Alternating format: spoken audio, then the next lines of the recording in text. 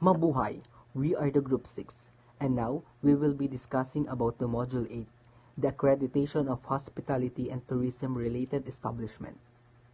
By the end of this presentation, learners will be able to know what are the advantages if a TRE is accredited, how would the TRE secure a DOT accreditation, how would the TRE maintain a DOT accreditation, what are the grounds for cancellations or downgrading of the DOT accreditation, and lastly, the procedures for cancellation and downgrading of the DOT accreditation.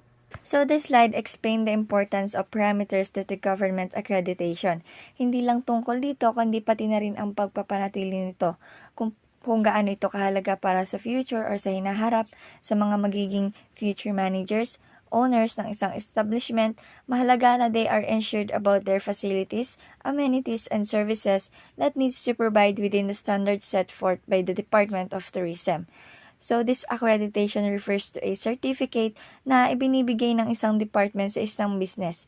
Ito ay isang katunayan na these establishments are following po sa pinakamababang pamantayan para sa pagpapatakbo ng facility at services ng turismo. So, this certificate po is valid for 2 years. So, they must renew the certificate unless sooner it will be revoked by the department as stated in the Book of Number 4, Rule Section Number 4 of the DOT Memorandum Circular Number 2012-02. Number 1 is the apartment hotel. Ito ay nagbibigay or they are offering a self-contained unit na mayroong kusina at mga laundry usage. 2, it is the hotel, which means full-service accommodation with receptionist and guest rooms. Ito yung may mga on-site restaurants, bars, and other facilities. 3, it is a primary tourism enterprises. It's about traveling, tours, transportation, or it's about travel agencies and tour operators that offers people to travel. Number 4 is the resort. It provides full-service accommodations na matatagpuan sa mga nakaka-relax na lugar. These have the receptionist, guest rooms, and they also have the on-site restaurants, rooms, and bar services. And the last one is the number 5. It is the tourism enterprises or businesses. It's about transportations, traveling, but there are some reason kung ba't sila nagta-travel. It's either sports, hiking, scuba diving, and other kinds of sports that has a big potential in the tourism industry. But doing these things, there are limited in terms of hotels, resorts, apartments, and other accommodation that guests can stay. Accreditation of lodging establishment, hotel, resort, apartment, hotel. The 7 dimensions of that. Consider and are being given point of eventually determining hotel and resort accreditation standard based on the star given system. Arrival, departure, public area, bedroom, bathroom, food and beverage, amenities and service, and business practice.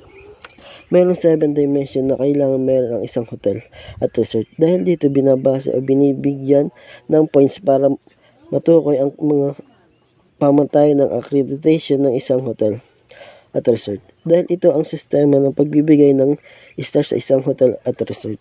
8 dimension of dots.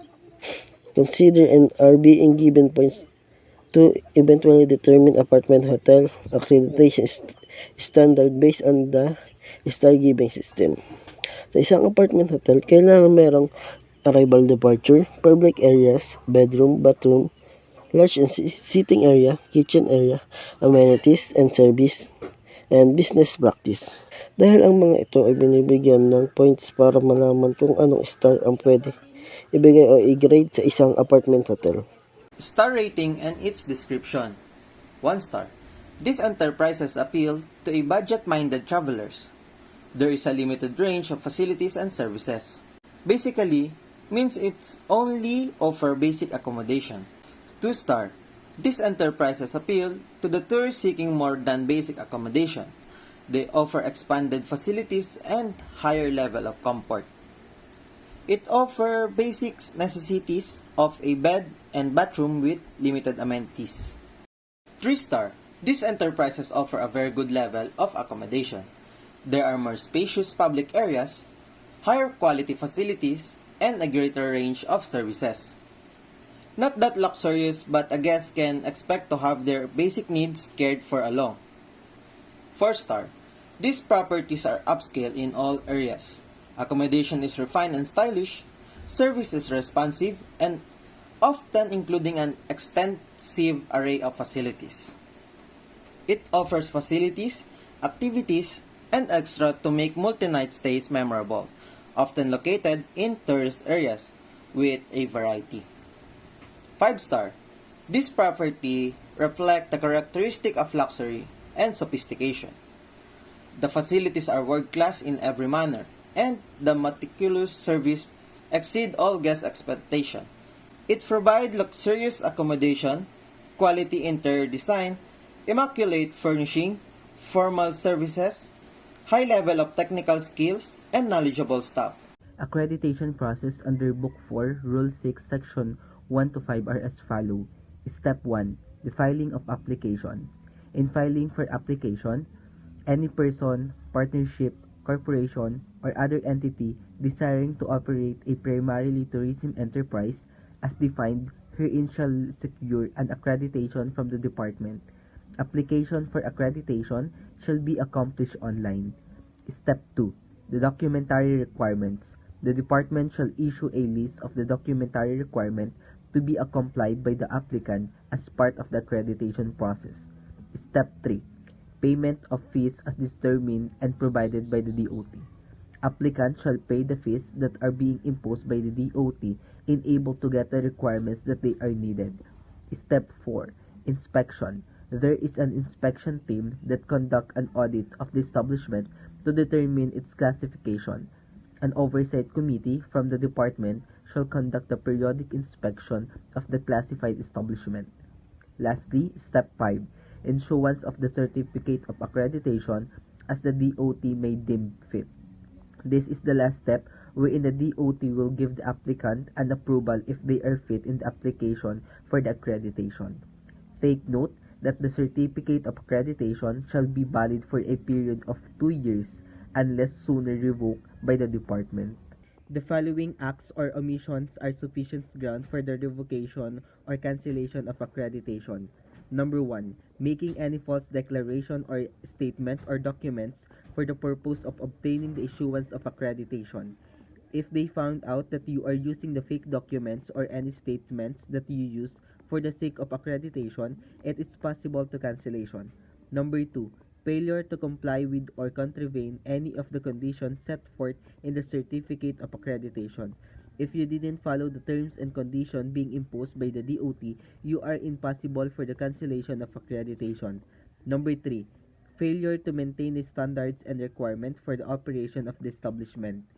If there are failures in the standard and you didn't meet the standard level or the expectation imposed by the DOT, you are possible for downgrading. Number 4. Allowing or permitting the establishment or its facilities to be used for prostitution, particularly those involving children or any illegal, immoral, or illicit activities. Using the enterprises for illegal activities are strictly prohibited. Number 5. Violation of or non-compliance with any of the provisions of these rules promulgated orders, decision, and circular issues by the department and other concerned government agency. Any act of service that is prohibited under the book rule issued by the DOT are possible for the revocations. Procedure for cancellation and or downgrading of accreditation. Assessors are responsible for submitting a report with recommendation to the Office of Tourism Standard and Regulation based on their inspection findings. This report will detail any deficiencies found during the inspection and will be used by the OTSR to inform the business of any necessary improvement. After the assessors submit their report with recommendations, the OTSR will send a letter to the enterprise that was inspected. The letter will inform the enterprise of any deficiency found during the inspection and will provide a grace period of at least 3 months for the enterprise to address and correct these deficiencies. If a business fails to comply with the requirements within the given grace period, their accreditation may be cancelled or downgraded. The department responsible for accreditation will also inform the local government unit about the enterprise's accreditation status. The department will also notify the relevant local government unit about the accreditation status of the enterprise. This means that if an enterprise fails to comply with the accreditation requirements within the grace period, its accreditation may be cancelled or downgraded, and the local government unit will be informed of this status. Supervision of tourism-related establishment. The DOT is responsible for supervising TRE. They have the power to periodically inspect TRE, and if any defects or deficiencies are found during inspection, the DOT will take action to ensure that the issues are fixed. Failure to remedy the defects may result in penalties. Dito sa periodic inspection, yung department is need magpadala ng inspection team or inspector dun sa establishment para makita or ma-manage yung maayos at tamang kinakailangan ng isang department. And also, dapat isinasagawa itong inspection ng may schedule at consistent dapat ito para na din sa right to privacy ng parehas na partido. Ayan, defect and deficiencies found during the inspection. Dito naman, yung inspection team ay nakakakita ng mga defect or sira habang nag-inspect sila. Like kapag may mga electrical circuits or equipment are overloaded. So, it may cause shock risk and fire hazards. Then, dapat yung department ay i-report sa mga keeper, manager, or operator para maayos at maging safe ang establishment. When the manager fails to remedy or hindi nila naayos yung sira, mali, at hindi okay sa standard ng department, then may chance na ma-remove yung certificate ng accreditation ng establishment.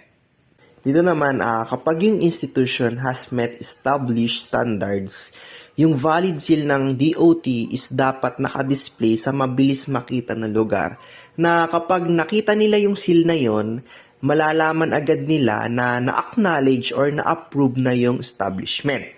And the rights and privilege over the accreditation is unable to be legally given to another. Lahat ng Department of Tourism or DOT accredit like hotels, resorts, and other establishment ay dapat ina-advertise yung business through print media. Example ng print media ay yung business cards, brochures, coupons, and ads in magazines or newspapers, ads on billboards, postcards, and etc. These benefits and incentives make accreditation a valuable process that promotes educational quality, facilitates mobility and transferability, and contribute to individual and institutional success. The endorsement of travel agency and associations provides numerous advantages, including increased visibility, credibility, targeted marketing, industry connection, and higher booking and revenue, enhancing reputation, access to special offer, and educational opportunities. These benefits can contribute to the growth and success of the facility within the travel and tourism industry. It's important to note that eligibility criteria for traveling fairs can vary significantly, and it is crucial to review the specific requirements and guidelines provided by the fair organizer. This criteria will outline the necessary qualification, documentation, and application process for participating in the fair. It is important to note that the specific priority criteria for DOT training programs may vary depending on the program, industry of jurisdiction, individuals, and organization interests in participating in the DOT training program should consult the program and guidelines and requirements provided by the respective DOT authority or training provider to determine the priority factor applicable in their specific content. It is important to note that endorsement process for access passes and the specific criteria may vary between international airports. Quality personnel interested in obtaining endorsement should consult the airport's guidelines and requirements to understand the endorsement process, documentation needed, and any specific qualification or standards they must meet. Remember to maintain a consistent and cohesive brand voice throughout your event promotion efforts and track the performance of your social media campaign to optimize your strategy and adjust accordingly. Remember that securing free advertising in national dailies is not guaranteed as newspaper prioritize paid advertisement. However, by the employing creative approaches and focusing on building partnership, you may increase your chance to gaining some form of coverage or exposure.